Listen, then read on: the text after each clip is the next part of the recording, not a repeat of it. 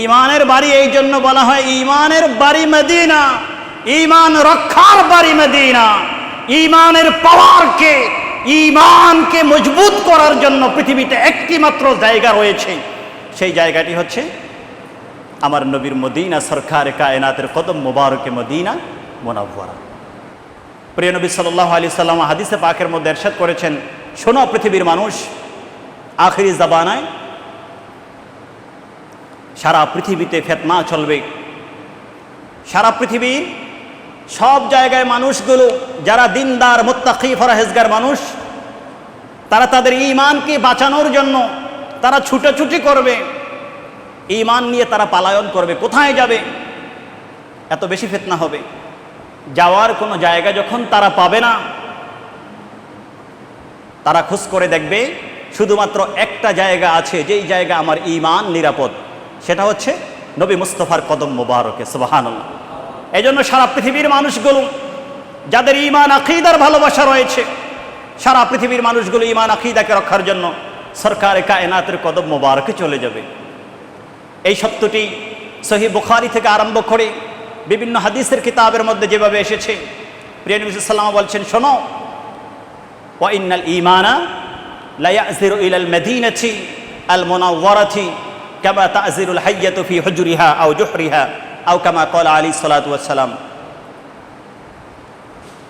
তোমরা সাপকে যখন ধাওয়া করো, গুল, সাপ, এই জাতীয় প্রাণীকে যখন তোমরা ধাওয়া করতে থাকো, এগুলো প্রাণের ভয়ে আশ্রয় নেওয়ার জন্য তাদের গর্তের মধ্যে লুকিয়ে যায়।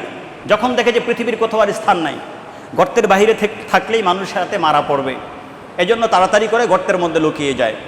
পৃথিবীর আখিরি জামানায় মানুষগুলো যখন দেখবে সব জায়গায় ঈমানের উপরে হামলা হচ্ছে,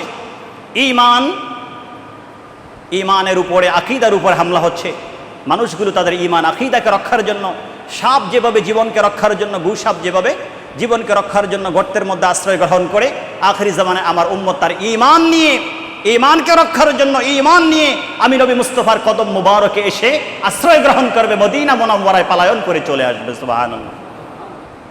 এখানে যখন আসবে তখন দেখবে তারা নিরাপদ জায়গায় এসেছে। দাজ্জালের বড় ফিতনা সারা পৃথিবীতে বিভিন্ন জায়গায় হলেও মক্কা মুআজ্জামা মদিনা মুনাওয়ারাতে দাজ্জালের ফিতনা হবে না। মদিনা মুনাওয়ারার গেটের মধ্যে আল্লাহ ফেরেশতাদেরকে দাঁড় করিয়ে রাখবেন। ফেরেশতাদের কারণে দাজ্জাল ওই পবিত্র শহরে প্রবেশ করতে পারবে না।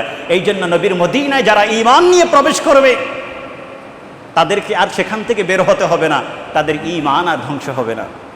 এই হাদিসকে কেন্দ্র করে উলামায়ে কেরাম বলেছেন, পৃথিবীর মানুষ শোনো, ঈমানের বাড়ি সব জায়গায় না, ঈমানের বাড়ি শুধু এক জায়গায়, সেটা হচ্ছে আমার নবীর মদিনা। সুবহানাল্লাহ। ঈমানের বাড়ি এই জন্য বলা হয় ঈমানের বাড়ি মদিনা, ঈমান রক্ষার বাড়ি মদিনা। ঈমানের পাওয়ারকে, ঈমানকে মজবুত করার জন্য পৃথিবীতে একটি মাত্র জায়গা রয়েছে, সেই জায়গাটি হচ্ছে আমার নবীর মদিনা, সরকার কায়নাতের কদম মোবারকে মদিনা মুনাওয়ারা।